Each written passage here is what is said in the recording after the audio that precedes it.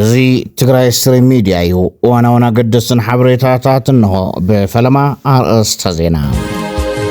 بحيال قبن زتات ارتقرا من اسي بوزوح آلشا تتحيزو كنقرب لكم ينام حزبا ويان حرنا تقرأي بحق سنة أمريكا كتكساسيا تباهي لله زرزر لنا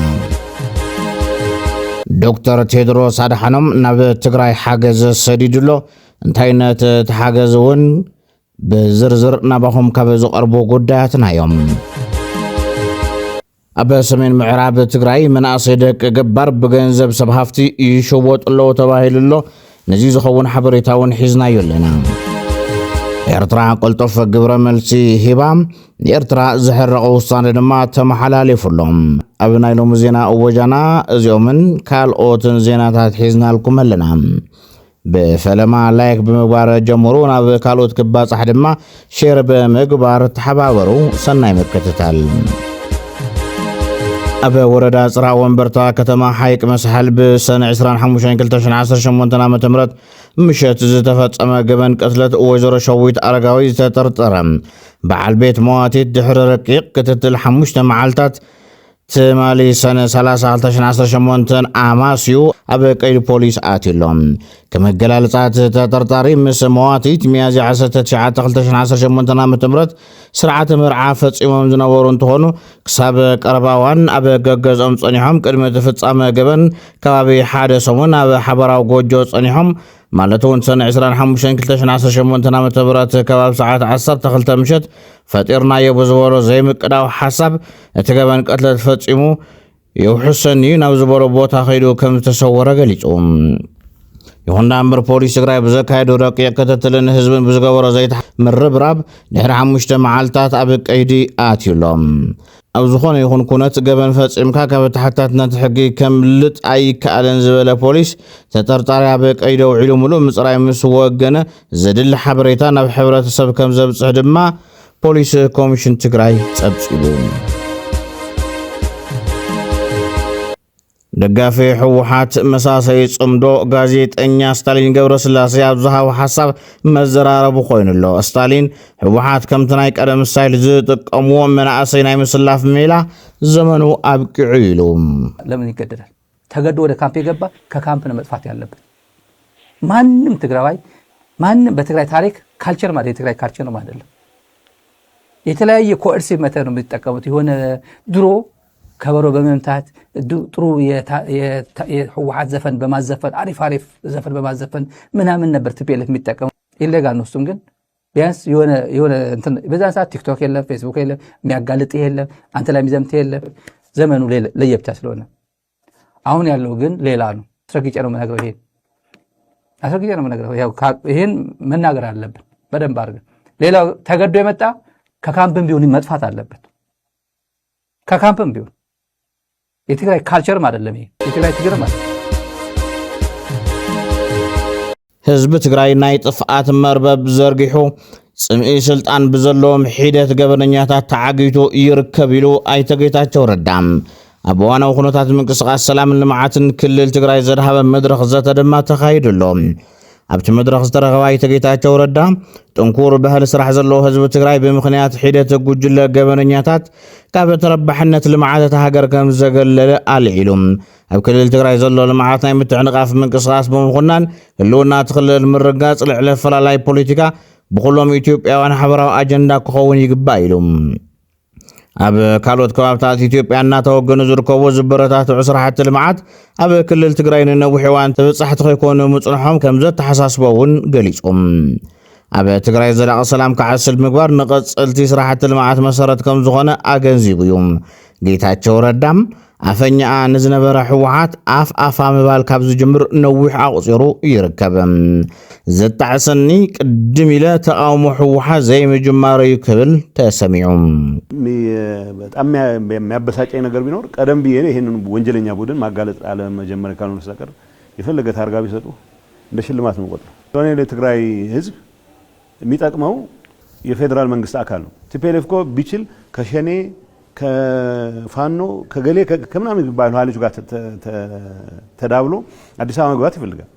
አዲስ አበባ ሲገባ ማን ስልጣን ይሰጠዋል? እሱ እግዚአብሔር ነው የሚያውቀው። ግን አያስጨንቀኝም። እነሱ የሚሰጡት ስም አያስጨንቀኝም። የሚያስጨንቀኝ በዚህ በቀጠሉ ቁጥር የትግራይ ህዝብ የህልውና አደጋው ሞር ፕሮናውንስድ እየሆነ ይሄዳል ነው እንዳልኩት። በጣም የሚያበሳጨኝ ነገር ቢኖር ቀደም ብዬ ይሄንን ወንጀለኛ ቡድን ማጋለጥ አለመጀመር ካልሆነ በስተቀር የፈለገ ታርጋ ቢሰጡ እንደ ሽልማት ነው ቆጥ ካብ ትግራይ ተደፊኦም ይኹን ብድሌቶም ናብ አዲስ አበባ ዝኸዱ መራሕቲ ድሌታት ህዝቢ ትግራይ ምፍጻም ዝኸድዎ ክያዶ የለን መንገዶም መንገዲ ሕሽክርና ይኽብሉ ኣብ ትግራይ ዝተረፉ ፖለቲከኛታት ተደጋጋሚ ዘልዕልዎ ኣርእስቲ እዩ። ዶክተር ቴድሮስ አድሓኖም ዝረኸቦ ሽልማት $50,000 ንኽልተ ትካላት ትግራይ ኣበርኪቶም። ዋና ዳይሬክተር ውድብ ጥዕና ዓለም WHO ዶክተር ቴድሮስ አድሓኖም ኣብ 2023 ኣቆጻጽራ ፈረንጂ ካብ ዩኒቨርሲቲ ማቺጋን ዝረኸቦ $50,000 ኣብ ትግራይ ንዝንቀሳቐሱ ኣብ ግጭት ጉድኣት ንዝበፅሐን ደቂ ኣንስትዮ ንምዕቃብን ንምድጋፍን ንዝሰርሓ ክልተ ትካላት ከም ዘበርከተ ተገሊጾም። እቲ ትማሊ ኣብ ከተማ መቐለ ዝወሃበ ጋዜጣዊ መግለጺ ከም ዝሓበሮም እቲ ገንዘብ ዝተበርከተሎም ትካላት ማምስ ፎር ማምስ ከምኡውን ማሕበር ደቂ ኣንስትዮ ትግራይ እዮም። እተን ክልተ ትካላት ንሕድሕደን 2.6 ሚልዮን ብር ከም ዝተቐበላ ኣብቲ ጋዜጣዊ መግለፂ ተገሊጹሎም። ዋና ስራሕ ኣካያዲ ማምስ ፎር ማምስ ኣቶ ኣሸናፊ ኣስመላሽ ኣብ ዘመሓላለፎ መልእኽቲ እቲ ደገፍ ኣዴታት ትግራይ ኣብ ኣዝዩ ኣጸጋሚ ኩነታት ኣብ ዘለዋሉ እዋን ዝተገበረ ምዃኑ ብምሕባር እቲ ገንዘብ ንደቂ ኣንስትዮ ንምሕዋይ ንዝግበር ጻዕሪ ዓብዪ እጃም ከም ዘለዎ ገሊጹ። ሊቀመንበር ማሕበር ደቂ ኣንስትዮ ትግራይ ወይዘሮ ኣበባ ገብረስላሴ ብወገና ማሕበረን ዝተቐበሉ 2.6 ሚልዮን ብር ኣብቲ ማሕበር ስልጠና ወሲደን ንዘለዋ ደቂ ኣንስትዮ ንመጀመሪ ስራሕ ብምውዓል ነፍሲ ወከፈን 65,000 ብር ከም ዝወሃበን ኣፍሊጠን። እተን ክልተ ትካላት ንዶክተር ቴድሮስ አድሓኖም ንዝገበርዎ ሰናይ ተግባር ምስጋና ኣቕሪበን። ሕጊ ሴኔት ኣሜሪካ ንሕወሓት ከም ዝኸስስ ይግለጸሎም። ሕጊ ሰኔት ኣሜሪካ ሰራዊት ጉጅለ ዕጡቕ ህወሓት ኣብ ሱዳን ለኒሉ ዝጀሃረሉ ኣርሚ 70 ባዕሉ ንሰራዊት ትግራይን ኣብ ሱዳን ዝፍጸም ዘሎ ጅምላዊ ግፍዕታት ኣብ ምብርትታዕን ምድጋፍን ይነጥፈሎ ብምባል ዓለም ለኸ ኣሸበርቲ ብዝርዝር ኣብ ዝቕመጥሉ ሰነድ ክቕመጡ ዝገብር ሕጊ ክጸድቕ ሓቲቱ። ነዚ ሓበሬታ ዘራጉድ ወናነ ደደቤት ሚድያ ሃይሊ ኣረፋይነም ሴኔት ኣሜሪካም ኣብ ኣሜሪካ ናይ ምውሳን ዓቕሚ ዘለዎም ምስ ምዃኖም እውን ትኹረት ዝግብኦ ጉዳይ ይኽብል ኣጽንዖት ሂቡሉሎም። ናይ ኣሜሪካ ሴኔት እዩ ንሕወሓት ከሲሱ ዘሎ ሕወሓት ኢንዳይሬክትሊ ማለት እዩ እንታይ ኢሉ ኣሎ ኣብ ሱዳን ዝኒሄ ናይ ሰላም ምድፍራስ ጉዳይ ኣብ ሱዳን ዝኒሄ ሕምስምስ ጉዳይ ቲዲኤፍን ኣርሚ 70 ከዓ ስፔሲፊክሊ ኣብ ሱዳን ኣብ ናይ ሱዳን ጦርነት ጣልቃ ኣትዮም እዮም ፒስ ኤንድ ሱዳን ኣክት ዝብል ርእሲ እዮም ሂቦሞ ፒስ ኤንድ ሱዳን ኣክት ዝብል ርእሲ ናይ ኣሜሪካ ሴኔት እዩ ዝብሎ ሴኔትን ኮንግረስን እዮም ኣሜሪካ ዘመሓድርዋ ናይ ሴኔትን ናይ ኮንግረስን ናይ ኣሜሪካ ሴኔትን ናይ ኣሜሪካ ኮንግረስን ኢምፓክት ኣብ ፖለቲካን ምሕደራን ኣሜሪካ ዘለዎ ሮል ራዩ ሓደ ናይ ሴኔት ኣባል ሓደ ናይ ኮንግረስ ኣባል ነታ ፖለቲካ ከሽከርክራ ክእል እዩ ብቕዓት ጥራሕ እዩ ዝሓትት። ስለዚ ታይብሉ ቲዲኤፍን ኣርሚ 70 ቲዲኤፍ ብፍላይ ከዓ ኣርሚ 70 ኣብ ናይ ሱዳን ጦርነት ጣልቃ ኣትዮም እዮም ዝብል ኣብዚ ፒስ ኤንድ ሱዳን ኣክት ዝብል ርእሲ ሂቦም ዘዳለውዎ ሰነድ እዮም ጽሒፎምዎ ዘሎ። ካልኦት ሃገራት እውን ጣልቃ ኣትዮም እዮም ብኣርኤስኤፍ ወገን ብናይ ሱዳን ሰራዊት ወገን ኢሎም ይቕምጡ እሞ ነገር ግን ብናይ ሱዳን ወገን ናብ ከባቢ 22 ሓይልታት ኣትዮም እዮም ኢሎም ብክልቲኦም ኣቕሚጦም ብሽም ዝፀርሕዎ ግን ቲዲኤፍ እዩ። ቲዲኤፍ ኣርሚ 70 ተባሂሉ ኣርሚ 70 እውን ቲዲኤፍ እውን ኣብ ናይ ኣሜሪካ ሰነድ ኣብ ናይ ኣሜሪካ ሴኔት ሰነድ ተጻሒፎም ኣለዉ። ነዚ ድማ ብሱዳን ዝቐመጥናዮ ተመዛባሊ እምበር ዘዋፍር ናይ ሰራዊት የለን ዝብል መርትዖ ምስ ማሕበር መንግስቲ ሱዳን ኮይኖም ብምቕራብ ዲፕሎማሲኦም ክዕርዩ ዝፅውዕ ናይ ሱዳን ሰላምን ምርግጋዕን ምህዋኽ እዩ ዝብልቱ ዋና ክሲ ናይ ሱዳን ሰላምን ምርግጋዕን ምህዋኽ ብርግፅ ናይ ሱዳን መንግስቲ ኣብዚ ዓብይ ሮል ክህልዎ ንሕና ዝሓመሰና ቲዲኤፍ የለን ዝሓመሰና ኣርሚ 70 የለን እዚ ዝንቡዕ ኢሎም ከውፅ ናይ ሱዳን ኣናሊስትስ እውን ክትነኽኦም ክትገና ኣብዚ ክተምፆም እንታይ ይብሉ ይመስሉ ተቃላሳይ ናይ ምግባር ሓላፍነት ናይቲ መንግስቲ ናይቶም ሓለፍቲ ካባና ሓሊፉ ካብ ናይ ትግራይ ኢሊት ሓሊፉ ናብ ናይ ሱዳን ኢሊት ከይድናስ ኢንፍሉዌንሻል ዝኾኑ ናይ ሱዳን ኢሊት ምስቶም ኢንፍሉዌንሻል ዝኾኑ ናይ ትግራይ ኢሊት ክሰርሑ ጌርናስ ሱዳንን ትግራይን ወዲብና ኣብ ሱዳን ዝዓቆብናዮ ትግራዋይ እምበር ናይ ሱዳን ሰላም ዝዘርግ ትግራዋይ የለን ኣርሚ ሰብዓን ተተባሂሎም እውን ኣብ ቦርደሮም ኣብ ናይ ባዕሎም መሬት ምዕራብ ትግራይ እዮም ዘለዉ እዚ ናብዚ ኣብ ዘይመፅሉ ኣይትኽሰሱ ኢሉ ዝኸይድ ናይ ሱዳን ኣናሊስት ፍሉጣት ኣናሊስት እንተሃልዮም እዚኦም እቶም ናይ ሱዳን ኣናሊስት ከምዚ ዝበሉ ናይ ሱዳን ኣናሊስት ኣብ ናህና ሙቭ ኣብ ናህና ጉዕዞ ናይ ዲፕሎማሲ ጉዕዞ ሓገዝቲ እዮም ዝኾኑ ስለዚ እዚ ንሓስቦ ከምዚ ካምባር ዋይሪና ደየለውን ንዓና ናታቶም ሲሪኡ ወደየለውን ንሕና እንታይ ጌርና እዮም ዘይሓመስናዮም እንዳፈለጡ ባዕሎም ክሰርሑ ይኽእሉ እዮም ኢሉ ዝድቅስ መራሒ እንተኮይኑ እታ ክትገብር ዳ ኢኻ እሞ መራሒ ኮንካ ካባይ እንታይ ይፈልየካ ካብቲ ካሊእ እንታይ ይፈልየካ ዶክተር አብይ አሕመድ ኣብ ፓርላማ ብዝገበሮ መድረት መንእሰይ እናተገፈፈ ናብ ሱዳን ክዋግኡ ይጽምበሩ ኣለዎ ክብል ንሕወሓት መኽሳሱ ይፍለጥ ከሁሉ የከፋው አሁን በርካታ የትግራይ ልጆች በጉልበት ታፍሰው ሱዳን ላለው ጦርነት ተሽጠዋል በሱዳን ጦርነት ውስጥ የትግራይ ወጣቶች በማያውቁት ጉዳይ ህይወታቸውን እያጡ ይገኛሉ ኢትዮጵያ ውስጥ ያለው ጉዳይ አልበቃ ብሎ ጉዳይ ወደ ሱዳን ተሸጋግሯል በዚህ ሁሉ ውስጥ የትግራይ ህዝብ ተጎጂ ነው የትግራይ ህዝብ የችግሩ ባለቤት ሳይሆን የችግሩ ገፈት ቀማሽ ነው የትግራይ ህዝብን ችግር የበለጠ ያባባሰው የውስጥ ቁስል መሆኑ ነው የማይታይ የውስጥ ቁስል በቀላሉ የማይሽር መሆኑ ነው መንግስት አብዛኛውን ጉዳይ በትዕግስት የሚያየው ወደ ግጭት የማይገባው ለምንድን ነው ያላችሁ እንደሆነ አላማ ቢስ ነው አላማ የለውም ይሄንን ግጭት ከፈጸምን በኋላ አሳካን ብለን የምንናገረው አንዳች ቁም ነገር የለም በዚህም ብንገል ብንሞት ትርጉም የለው ኢትዮጵያ ውስጥ በተለይ ትግራይ አካባቢ ያለው የፖለቲካል አውድ የመጥረቢያ ፖለቲካ ሰለባ ነው ትግራዋይና ኢትዮጵያውያን የሆኑት ወሽኹ ድማ ወናኒ ደደቤት ሚድያ ሃይለ አረፋይና ኣብ ኣድያቦ ሰየምቲ መናእሰይ ደቂ ገባር ብገንዘብ ሰው ሃፍቲ ይሽወጡ ከም ዘለዉ ገሊፆም እቶም ኣብ ወርቂ ዝተዋፈሩ መናእሰይ ብትእዛዝ ሰው ሃፍቲ ይእሰሩ ምህላዎም እዩ ዝገልጽ ኣብ ሰየምቲ 19 መናእሰይ ተዘይምፅኹም ለይ 200 መናእሰይ ኣሲረ ከፍ ክብል እየ ኣምፅዎም ክፈትሓልኩም ሽምግልና ገባርን ሰው ሃፍትን ይሸማገሉ ኣለዉ ነቲ በዓል ሃፍቲ ኣነ ቀፍዲደ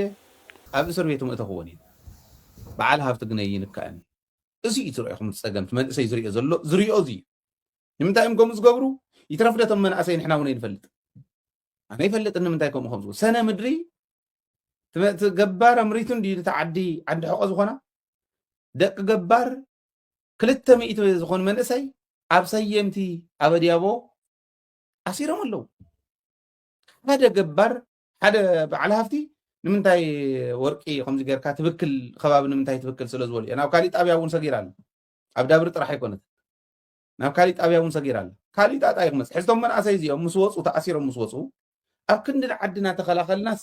ንምንታይ ይኣስሩና ኢሎም ተቐይሞም ነታ ክተርድእ ዘይትኽእል ተዓሚታ ዘላው አብይ አሕመድ ኣብ ትግራይ ዳግማይ ግጭት ንኽልዓል ሰፊሕ ድሌት ከም ዘሎ ምግላጾ ዝዝከር እዩ ኣብ ግዜ ደርጊ ሻዕብያን ወያንን ምስ ሱዳን ተሓባቢሮም ነቲ ዝነበረ ስርዓት ከም ሰዓርዎን ሕዚ እውን ተመሳሳሊ ድሌት ከም ዘለዎምን ኣብ ፓርላማ ድሕሪ ምዝራቡ ካብቶም ሽሞም ዝተጸውዑ ሓይልታት ሓንቲ ኤርትራ ቁልጡፍ ምላሽ ይባላ ሚኒስትር ዜናን ሓበሬታን ንቀዳማይ ሚኒስትር ኢትዮጵያ ተሪር ግብረ መልሲ ይብዎም ሚኒስትር የማነ ኣብ መግለጺኡ ትርኢት መፈራራሕ ምትላል ናይ ሓሶት ወረን ምድንጋርን ቀንዲ መሳርሕታት ስርዓት ብልጽግና ምዃኖምን እዚ ድማ ንስርዓት ንባዕሉ ዝፈጠሮም ውሽጣዊ ቅልውላዋት ንምሽፋን ሉዓላውነት ጎረባብቲ ሃገራት ንምጋሃስን ዝጥቀመሉ ብልሓት ምዃኑ ገንዚቡ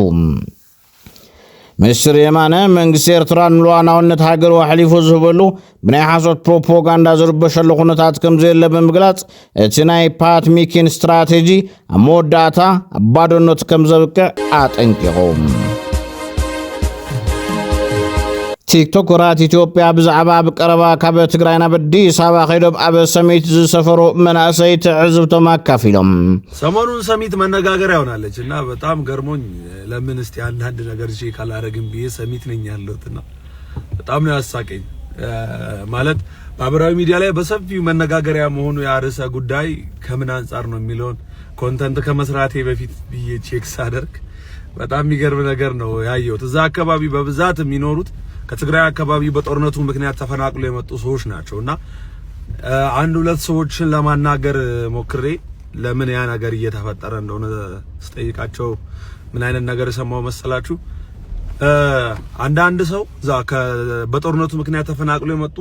6-7 ቤተሰብ የሚሆኑ ሰዎች ተከራይተው የሚኖሩ አሉ እነዛ ሰዎች በቅርብ ነው አዲስ አበባ የተቀላቀሉት ስራ የላቸውም የሚያውቁት ዘመድ የላቸውም የተሻለ የገቢ ደረጃ ያለው ቤተሰብ የላቸውም ምንም የገቢ ምንጭ በሌላቸው አዲስ አበባ ውስጥ ነው ያሉት ስለዚህ አዲስ አበባ የቤት ኪራይ ሁኔታውን ታውቁታላችሁ ጣሪያ የነካ ነው 6 ቤተሰብ አንድ ጎጆ ውስጥ መኖር አይችልም ባለ አንድ መኝታውን ተውት ስቱዲዮ ሰሚት ላይ ስንት እንደሆነ ታውቃላችሁ ከ15000 ብር በላይ ነው ምንም ገቢ ምንጭ ለሌለው ሰው 6 ቤተሰቡን ይዞ 15000 ስቱዲዮ ውስጥ እንኳን ዝም ብሎ ጎን ለጎን ቁጭ ብሎ እንደ ፖሊስ ጣቢያ ያድራሉ ቢባል እንኳን ምን ያህል ሐስል እንደሆነ ነቲ ትዕዝብቲ ዘካፈለ ቲክቶከር ዮሐንስ ተሾመ ነቶም መናእሰይ ካብቲ ዘለዎ ኑሮ ክወፁ ዝካልና ንጻዓር ዝብል መልእኽቲ እዩ ዘሕልፍ እናንተ ማህበራዊ ሚዲያ ላይ ስለ ሰሚት የተለያዩ ነገሮችን ለመጻፍ ሶሻል ሚዲያን አማራጭ አደረጋችሁ እነሱ ግን ይህን የከበዳቸው ኑሮ ለማለፍ ምናልባት እናንተ ያላችሁትን ብዙ ነገር ሆኖ ሊሆን ይችላል ብራዘር ደልቷቸው እንዳልሆነ ግን እወቁ ነው የምላችሁ ማለት ደልቷቸው አይደሉም እነዚህ ሰዎች ሀገራቸው ያላችበት ሀገራቸው አይደለም ሀገራችን ትግራይ ክልል የኛም ሀገር ነው እና በዚህ ሰዓት ያለበት ከፍተኛ የሰላም እጦት የታወቀ ነው ሁላችንም ምናቀው ነው ጦርነት ይብቃ ያለን ቪዲዮ ስንሰራ የሚቆም ጦርነት አይደለም እዛ አካባቢ ያለው ከዛ ችግር ውስጥ መተው እዚህ ጋር የቤተሰቦቻቸውን የዕለት ኑሮና ማደሪያቸውን ዛሬ ለማሻገር በሚያደርጉት ስቃይ ውስጥ እኛ ግን ማህበራዊ ሚዲያን ተጠቅመን እነሱን መውቀስ እነሱን መተቸት እነሱን ማድማት ሆነ አማራጫችንና በጣም ያሳዝናል ይሄን ነገር አማራጭ ተወስዶበት የተለያዩ የሥራ መፍትሄዎች ቢገኝላቸው እነሱ ልጆች ብቻ አይደሉም በነገራችን ላይ አዲስ አበባ እንኳን ከትግራይ ክልል ምንም ሞያም ሳይኖር ሳትማርሚውን ተምረ መጣ አይደለም ውጭ ሀገር ፕሮፌሽናል የሆነ ትምህርት ተምረ መጣ የሥራ እድል ላይኖር በሚችልበት አዲስ አበባ ውስጥ ነው ያለው ወንድም አለም እህት አለም በጣም ከፍተኛ ህዝብ ቁጥር አለ የሥራ እጥረት በከፍተኛ ሁኔታ አለ አዲስ አበባ ውስጥ በዚህ መሃል የመጡ ጦርነትን ሸሽተው የመጡ ህዝቦችን አናሳቅቅ ህመማኑንባቸው ቲክቶከር ዮሐንስ ተሾመ ቅድም ክብል ኣብ ሕጻጽ ኣብ ዝነብሩ ተመዛበልቲ ዘጋጠመ ጥሜት ሓገዝ ንምግባር ትግራይ ካብ ዝኣተው ቲክቶከራት ኢትዮጵያ ሓደ ምዃኑ ይዝከር حبرات هاجرات سلطان فلوي تخطات لخونات سبعة مسألة إرتراك حدث وسيدهم عبتي أبا جنيفا سويسرلاند سقايد مقاوايا نتأمام إنجليزين إثيوبيان زركبو 23 هاجرات كدقفون كلها كينيان دو أفريكان زركبان 10 هاجرات دمسي كما تعقبا جبسن تشاينان زركبان 6 هاجرات دما تقاومن منغسي إرترا نتين إرترا بعد تحزا سبعة مسألة زقوط عزرا قجلة سلطانو كي يغتصل عبس مران جنيفان حيا ዲፕሎማሲያዊ መንቀሳቀስ ከካይድን ተጸልሐ አይሰመረሉን አብዛ ሐለፈ ሰሞኑ ሚኒስትር ጉዳያት ወፃኢ ዑስማን ሳልሕ ኣብታ ሀገር እንደዝርከቡ ዲፕሎማሰኛታት ወፃኢ ብምዕዳም ኣብ ዘካየዱ አኺባ ስልጣን ናይቶም ፍሉያት ወኪላት ንምስልት ሀገር የበላሹ ከም ዘሎን ምስ ሃገራት ምዕራብ ኣብ ዝህሉ ዝምድና ዕንቅፋት ይፈጥር ከም ዘሎን እዩ አብሪሁም ኣብቲ ኣብ ስዊዘርላንድ ዝካየድ ዝቐኒ አኺባታት ቤት ምክሪ ሰብኣዊ መሰላት ሕቡራት ሃገራት ክሳተፉ ጸንሑ በአምባሳደር ኤርትራ ኣብ ሕቡራት ሃገራት ሶፊያ ተስፋ ማርያም ዝምራሕ ልኡኽ ብወገኑ እቲ ኤርትራ ንምክትታል ዝግበር መስርሕ ገንዘብ ካብ ምብኻን ዝሓለፈ ቁም ነገር ከም ዘይብሉ እዩ ዝምውግት።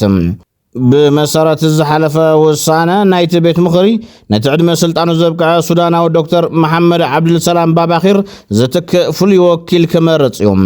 ፍሉያት ወኪላት ሰብኣዊ መሰላት ንሓደ ዓመት ከገልግሉ ብቤት ምኽሪ ሰብኣዊ መሰላት ሕቡራት ሃገራት ኣብ ጀኔቫ ዝምዘዙ ኮይኖም ንዝተመደብሉ ሃገር ወይ ድማ ፍሉይ ጉዳይ ዝምልከት ዓመታዊ ጸብጻብ ዘቕርቡ እዮም። ኣብ ዝሓለፈ ወርሒ ናይ መወዳእታ ጸብጻቡ ዘቕረበ ዶክተር ባቢኸር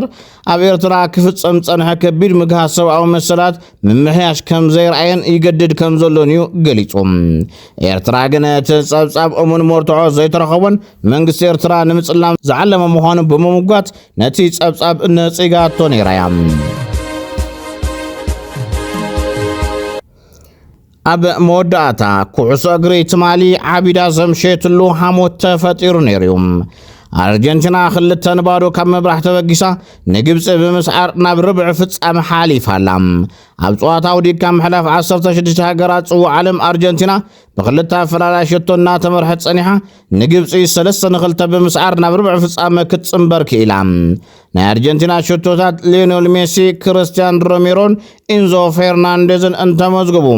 ንግብፂ ካብ ስዕረት ዝድሓኑ ሽቶታት ድማ ያሲር ኢብራሂምን ዚኮን ኣመዝጊቦምዎን ኣለዉ። ሊዮኔል ሜሲ ዘርአዮ ብቕዓት ድማ ኮኸብ እቲ ጸወታ ተባሂሉ ተመሪጹሎም። ክቡራት ተኸታተልትና ንሰዓት ዝሓዝናልኩም ዜናታት ንዞም ተኸታተልኩሞም ይመስሉ ነይሮም። ንምክትታልኩም ኣመስግና